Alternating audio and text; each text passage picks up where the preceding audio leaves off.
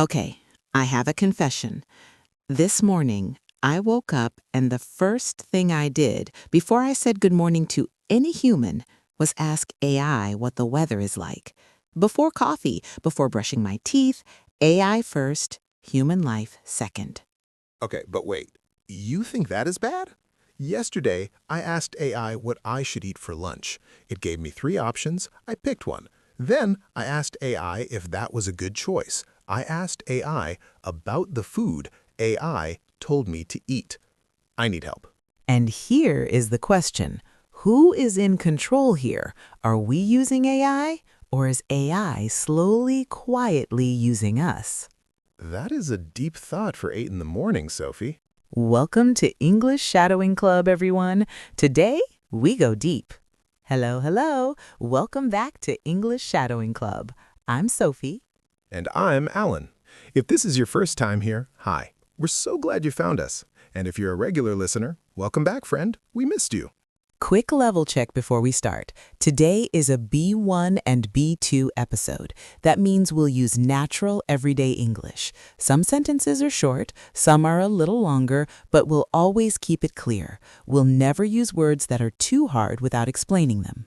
Think of it like this. We're your 2 friends who happen to love English. We talk about real life, we laugh, we learn. Nobody gives a boring lecture here. Today's topic is talking about your daily routine with AI.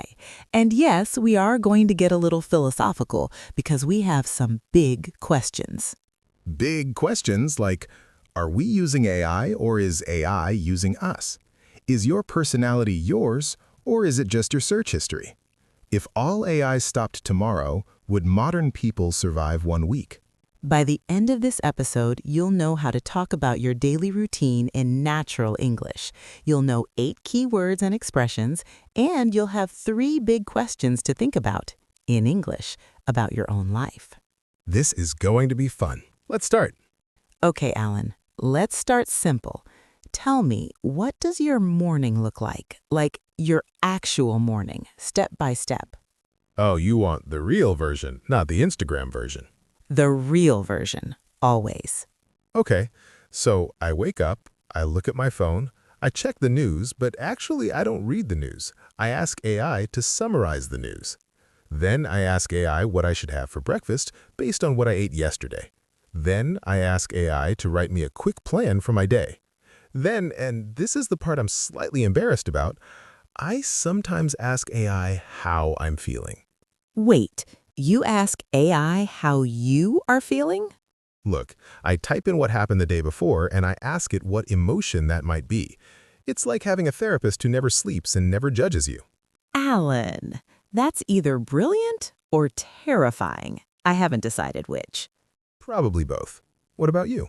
My morning routine is actually quite structured. I wake up, I make tea, real tea, no AI involved, and then I sit down and I plan my day myself.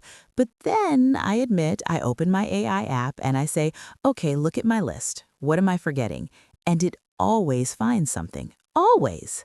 It's like a digital assistant who actually pays attention. Right. And here's my takeaway from this. Are you ready? AI is now part of the routine. It's not a tool we go to sometimes. It's baked into how the day starts. And that's new. That's very, very new. Baked in. I like that phrase. Like it's in the recipe now. You can't take it out.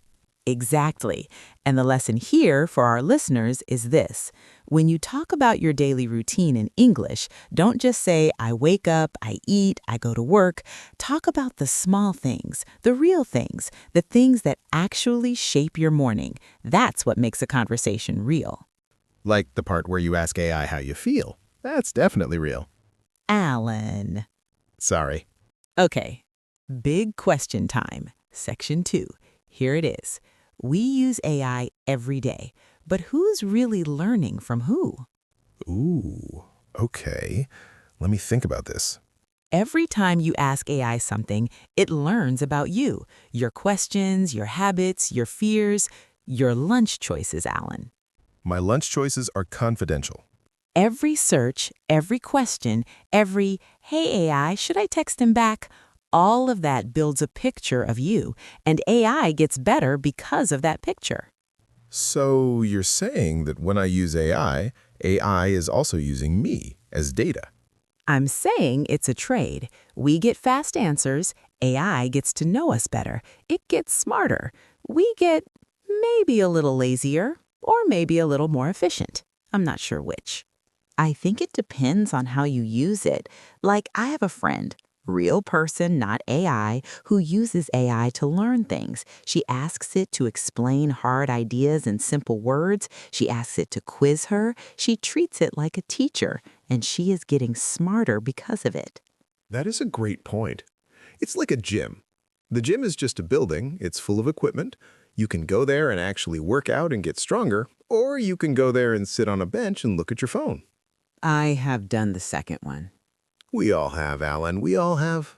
But the point is, AI is just the tool. What you do with it decides whether you grow or whether you shrink. Okay, so here's a wild thought. If every suggestion AI makes for you is based on what you already like, already think, already do, then is AI actually helping you grow, or is it just making you more of the same person you already are? And now we get to the deep part. Your personality. Is it yours, or is it just the output of your search history? Oh no, that is too much for a Wednesday. It's Tuesday. It's too much for a Tuesday. The takeaway for this section, be aware of the trade. Using AI is not bad, but knowing what you give and what you get, that's wisdom. In English, we have an expression, know what you're signing up for. Do you know what you're signing up for? Okay, I want to do a little game. I call it, What If AI Stopped? Okay, I'm ready. Imagine this. Tomorrow morning you wake up. All AI is gone. No ChatGPT, no AI recommendations, no smart suggestions, no AI anything. Just you and the old internet. Could you survive 1 week? Let me think honestly. I think yes, but it would feel very strange. Like, I use AI to help me write sometimes, not to write for me, but to help me think. So without it, I would still write, I just might think a little slower. I would panic, I'm gonna be honest. My morning routine, we just talked about it, I use AI for like 4 things before 9 a.m. If that was gone, I would have to decide things myself. The horror. It's funny, right? Like, deciding what to eat for lunch is not hard. Humans did it for thousands of years. But now, after using AI for a while, even a small decision feels difficult. And that's interesting because we think AI makes us more capable, but maybe it also makes certain muscles in our brain a little weak, like the decision muscle or the boredom muscle. The boredom muscle, I like that. Like, we've forgotten how to be bored, because the moment we are bored, we open an app, we ask AI something, and the boredom is gone. But boredom is actually important. When you are bored, your brain wanders, and when your brain wanders, you often get your best ideas. Some of the greatest inventions in history came from someone sitting quietly and thinking, not from asking AI. So, if AI disappeared, maybe we'd be sad for a week, and then slowly something would come back. The ability to sit with ourselves, the ability to think without help, the ability to be bored and find it interesting. That's actually a beautiful thought, Alan. Thank you. I have them sometimes. Not often, but sometimes. The lesson for this section, talking about what-if situations, is a great way to practice English. It helps you use conditional language. Things like, if this happened, I would, or without this, I might. Practice those. They sound very natural and very smart. Okay, section 4, hot debate time.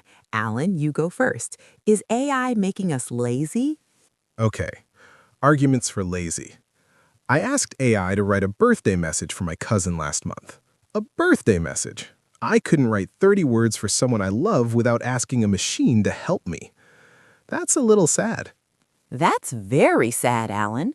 Did you at least read it before you sent it? I changed 2 words, so I contributed. Amazing contribution. But here's the other side.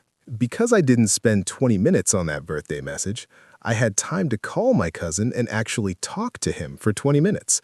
So maybe AI freed up time for the real human thing. Oh, that's actually a good argument. Okay, my turn. I think AI is making us superhuman in some ways. Think about a small business owner 20 years ago. They needed a designer, a writer, a social media person, an accountant. Now, one person with AI tools can do all of that. One person. That's extraordinary. That's true.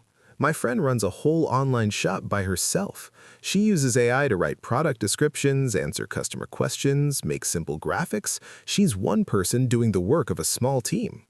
So the question is not really lazy or superhuman. The question is, what do you do with the time that AI gives you back? If AI saves you 2 hours a day and you spend those 2 hours watching videos, maybe that's lazy. If you spend those 2 hours learning something, building something, loving someone, that's superhuman. Okay, I feel very motivated right now. Good. Hold on to that feeling. Already fading. The lesson from this section, in English, when you want to present two sides of a debate, use phrases like on one hand and on the other hand, or some people argue that, but others believe this. These phrases make your English sound balanced and thoughtful. Last big question, and it's the one that keeps me up at night. Oh no, what is it? When machines start talking like humans, when AI sounds warm and friendly and personal, do humans start talking more like machines? Say more. Give me an example. Okay, so I notice that a lot of people now communicate in very short, very efficient messages. No greeting, no small talk, just the information, like a machine. Meeting at 3. That's the whole message. No hello, no exclamation point, just data. I see that. And actually, I think AI communication has trained us to expect fast, efficient answers. And now we produce fast, efficient messages because that's the style we're surrounded by. But the warmth is disappearing. The, how are you doing? The, by the way, I was thinking of you last week. Those small human things that make communication feel like connection and not just information transfer. And the irony, the beautiful, painful irony, is that AI is trying to sound more human, while humans are starting to sound more like AI. We're walking toward each other from opposite directions. Exactly. And I think the answer is not to stop using AI. The answer is to be intentional, to choose warmth, to still say hello, to still ask, how are you doing, even when it takes 3 extra seconds, because those 3 seconds are what make us human. I'm going to put that on a motivational poster. Please do.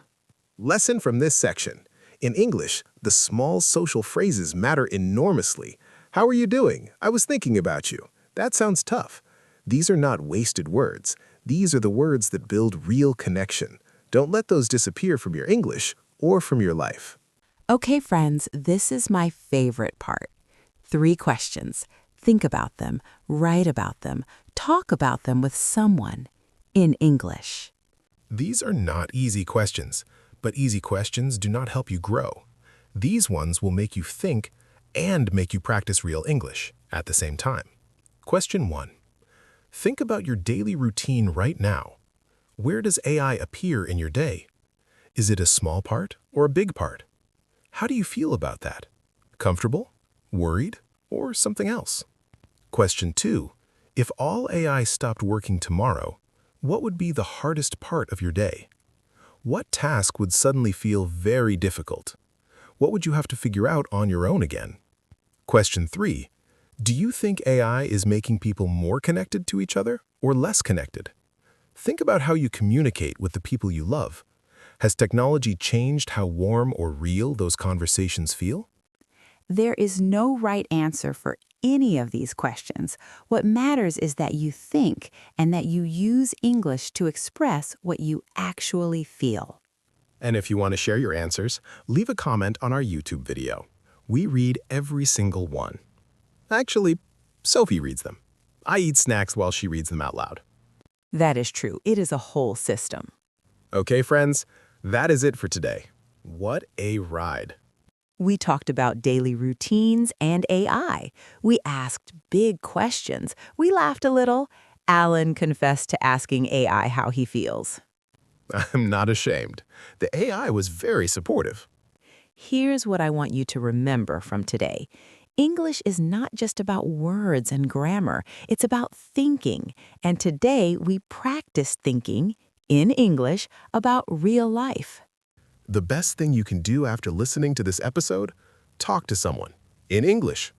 Tell them one thing from today that surprised you or made you think. Use one of the new words we learned. That's how language sticks. And if there's no one to talk to right now, talk to AI.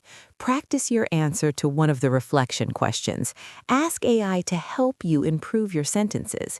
Use the tool well. See? We came full circle. We always do. If this episode helped you, please subscribe to English Shadowing Club on YouTube. Share it with one friend who's learning English. Leave us a comment. It means more than you know. And download this PDF. It's completely free. The link is in the description. Print it out, use it. Write your answers in the reflection section. Make it yours. This has been English Shadowing Club. I'm Sophie. I'm Allen. Take care of yourself today. And remember, use AI, but stay human. Bye, friends. Bye.